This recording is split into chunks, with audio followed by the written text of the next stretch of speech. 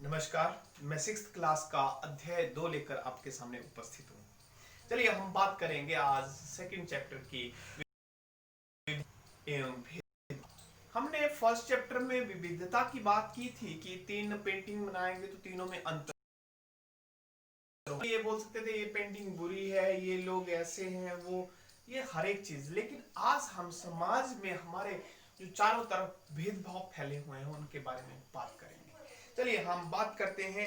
तो हम बात करते हैं कि हमारे समाज में बहुत स्तर पर भाषाएं बोली जाती हैं, बोलियां बोली जाती हैं और यहाँ पर अलग अलग पहनावे हैं।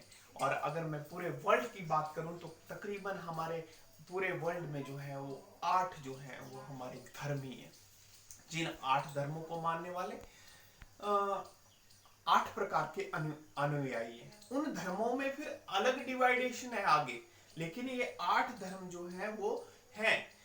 उसके बाद अगर मैं पूरे विश्व की बात करूं तो इसमें 1600 से अधिक जो है वो भाषाएं बोली जाती हैं और कोई ना कोई भाषा किसी न किसी राष्ट्र की मातृभाषा के रूप में भी जानी जाती है। तो इसी प्रकार विशेष प्रकार के नृत्य हैं और यह नृत्य भी राष्ट्रीय नृत्य घोषित किए गए हैं। यह अपने देश के हिसाब से जो है वो माने जाते हैं।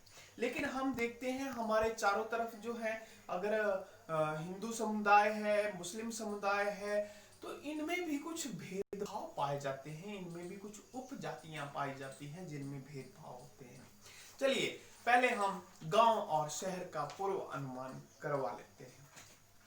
ग्रामीण लोग, हम पूर्वाग्रह कर रहे हैं, यानी कि हमारी सोच क्या बनी हुई है गांव के बारे में या शहर के बारे में, उसके बारे में।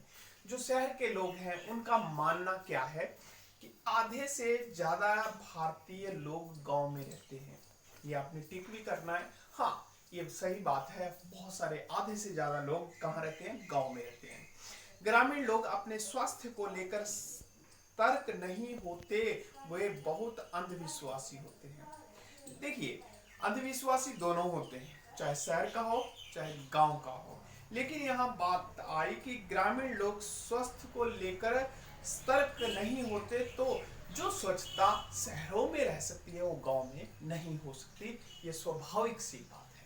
नेक्स्ट, गांव के लोग बहुत पिछड़े हुए आलसी होते हैं। गलत। गांव के लोग पिछड़े हुए नहीं होते, ना वो आलसी होते हैं। वे काम करना पसंद नहीं करते, वो काम करना पसंद करते हैं क्योंकि खेती बाड़ी करना होता है उनको। फसल की बुआई कटाई के समय परिवार के लोग खेतों में 12 से 14 घंटे काम करते हैं। सही बात है।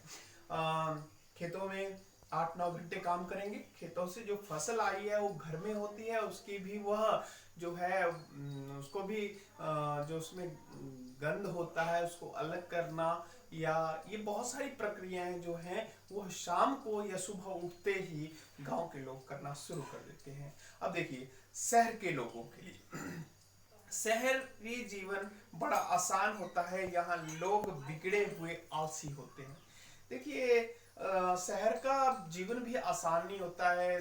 2 कमरों में बिना आंगन के रहना होता है और बिगड़े हुए और आलसी होते हैं। तो वहां भी स्वच्छता होती है, आलसी नहीं होते, न बिगड़े हुए होते हैं। वो माता पिता के ऊपर निर्भर करता है, लेकिन सोच ऐसी बनी हुई है। शहर में लोग अपने परिवार के सदस्यों के साथ बहुत कम समय बिताते हैं। राइट, वो अपने परिवार के सदस्यों के साथ कम समय बिताते हैं, जबकि अपने फ्रेंड सर्कल या पड़ोसियों के साथ ज्यादा समय बिताते हैं। शहरी लोग केवल पैसे की चिंता करते हैं, लोगों की नहीं। यस, राइट, वो पैसे की चिंता करते हैं। पैसा कहाँ से आएगा, मैं किससे कितना पैसा कमा लूंगा, ये शहरों में रहता है। शहरी लोगों पर भरोसा किया जा सकता है, वे चालाक और भ्रष्ट होते हैं। शहरी लोगों पर आप भरोसा कर सकते हैं, सभी भ्रष्ट और चालाक नहीं होते। शहर में रहना बहुत महंगा पड़ता है। लोगों की कमाई का मुख्य बड़ा हिस्सा किराए में आने जाने के खर्च में हो जाता है। राइट बात है। चलिए हम अब अंधविश्वास की बात करते हैं कि ग्रामीण लोग, यहाँ पर बात हुई कि गांव के लोग गंदे होते हैं, अंधविश्वासी होते हैं। अंधविश्वास दोनों में होता है। पढ़े लिखे बहुत सारे लोग हैं जो अंधविश्वासी हैं। नहीं तो अपने जो ये बाबा लोग बने हुए हैं, राम रहीम रहा, आसाराम जी रहे, तो मुझे नहीं लगता कि इस तरफ हमें जाने की इतनी आवश्यकता है। ये शरीर एक मंदिर है, हम इसको ही अच्छा की मूर्त बैठी हुई है, कहीं और नहीं बैठी हुई है, तो इस चीज का ध्यान दें। लेकिन ये हमारा पूर्वानुमान है, जब हम गांव में जाएंगे तो हमें ऐसा लगेगा। इसलिए तो शहर से जब बच्चे आते हैं तो वो बोलते हैं ये जो है वो भैंस की पोटी है, ये इस तरह की बातें। जब गांव के लोग उसको नॉर्मल वे में लेते हैं, हाथों से उठाते हैं, उपले बनाते हैं, फेंकते हैं, उसको जो है वो कंपोस्ट खाद के रूप में प्रयोग करते हैं।